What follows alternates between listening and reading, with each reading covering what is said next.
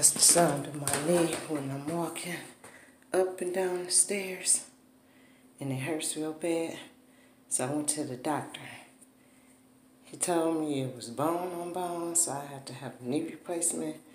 I found out most black people, women, in my age, 52, this is a surgery that we have to have. So I'm gonna go ahead and have the surgery. But if y'all could just listen to my knee, it hurts real bad. I try not to walk on it. They said they wasn't gonna give me anything to support it. So hopefully I can get through the surgery or pray for me, because I can't deal with this no more.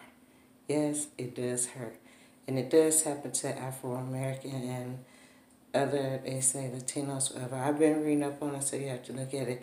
All I'm saying is, women, we all need to take care of ourselves, especially our knees, because Lord help me, I'm going to tell you. I wouldn't wish this pain on my worst enemy, but I want all y'all to pray for me, because I am going to have surgery, and I'll keep y'all updated. Thank you, and have a very blessed day.